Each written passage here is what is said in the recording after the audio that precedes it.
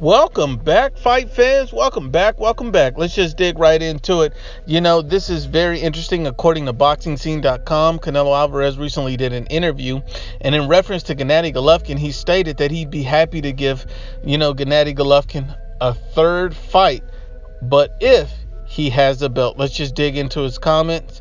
This is a direct quote from Saul Canelo Alvarez. He said, look, first things first, we have a tough fight, a very difficult fight ahead of us, but as a team we have a goal, and the objective of this year is to win all the belts. If Golovkin has a belt, yes, why not?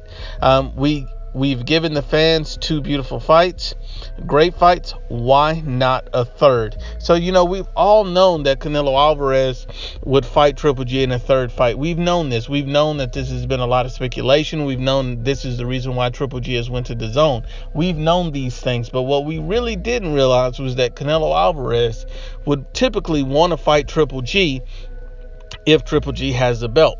So if Triple G doesn't have a belt, then that means Canelo Alvarez will be looking elsewhere. So that means Canelo Alvarez could be potentially facing Demetrius Andrade next.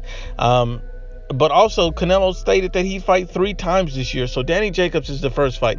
So if we're assuming everything goes well with Danny Jacobs and Canelo Alvarez gets the victory like most expect, like I expect Canelo Alvarez to go in there and, it's a 50-50 tough fight against Danny Jacobs. But I think Canelo Alvarez has a variety of skills and experience, power, and defense that should lead him on to a very difficult victory against a Danny Jacobs. I wouldn't say it's easy because Danny Jacobs is an elite level opponent. It's a 50-50 fight, but I believe Canelo Alvarez has just enough to get past Danny Jacobs and to keep going on to the next opponent. And so I think the fact that Canelo Alvarez is prioritizing unifying the division this year, making that his goal to be undisputed, I think that's a very interesting thing. And the reason why he's not prioritizing Gennady Golovkin unless he has a belt says a lot about Canelo Alvarez. He's not looking for any shorter, lighter, easier fights. He's looking for the best fights. He's trying to build his name and his brand, and he ultimately wants to be an undisputed middleweight world champion. So that shows a lot about Canelo Alvarez. Canelo Alvarez sees the value in that, and this does not only make him a superstar in the U.S., but this makes him a global icon should he unify the belt. So that means that Canelo Alvarez is signing up potential fights with the Demetrius Andrade. So now you see why Demetrius Andrade is not taking on any crazy difficult fights right now. Demetrius Andrade is taking on a potentially a Magi Sulecki, who is a tough fight, a competitive fight, but no one truly believes that he'll beat a Demetrius Andrade. So you see that everyone is awaiting their chance at Canelo Alvarez, and I think that Canelo Alvarez and Demetrius Andrade would make for a fantastic fight. I could see Triple G and Demetrius Andrade getting it on at some point to determine who gets the shot at Canelo Alvarez, because that would determine what happens next for Canelo. I think that since Canelo is fighting 3 fights in this year, I don't think he will fight 3 elite opponents. No fighter in the world does that. Not even Floyd Mayweather Jr. did that. So I think Canelo Alvarez would take more of a tune-up or a light touch at some point this year. Whether that be in September or December, that remains to be seen, because it all depends on how things go with Danny Jacobs. But once again, assuming that works out well, I could see Canelo Alvarez taking a tune-up in September.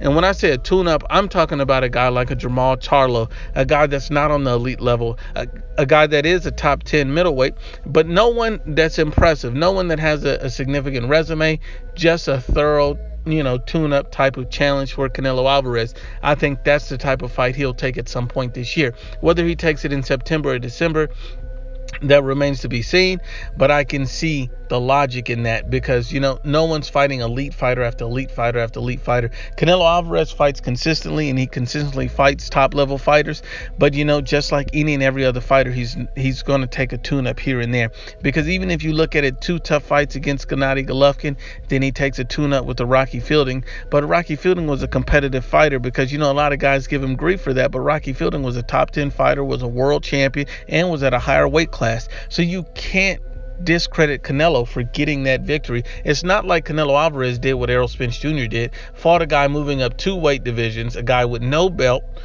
You see what I'm saying? And a guy not even ranked in that division's ranking. So that makes no sense. Canelo Alvarez has done more than that. They're giving Errol Spence more credit for beating Mikey Garcia than they're giving Canelo Alvarez for beating Rocky Fielding. And I don't even think that makes sense, because if you look at it, a guy moving up 2 weight classes with no title and who's not ranked in the division, so no one knows how he'll perform.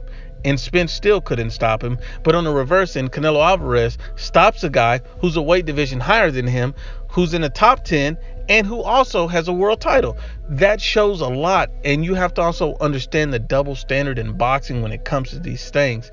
Canelo Alvarez is absolutely a superstar. I think he will take up a tune-up type of fight. I hear there's a lot of rumors out there about Canelo Alvarez and Jaime Munguia fighting the Charlo brothers, possibly even in Mexico. I'm not sure if that's going to happen or not. I understand that Oscar De La Hoya spoke about this early in the year. And I'm hearing a lot of rumors and reports surfacing again at this time, so I could definitely see that happening in September. I think that'd be a massive deal. Or Canelo could go right for undisputed in September and then fight the tune-up in December. It's just whatever makes sense. But once again, Unbiased as always, it's the IBFP. Please share, like, and you must absolutely subscribe.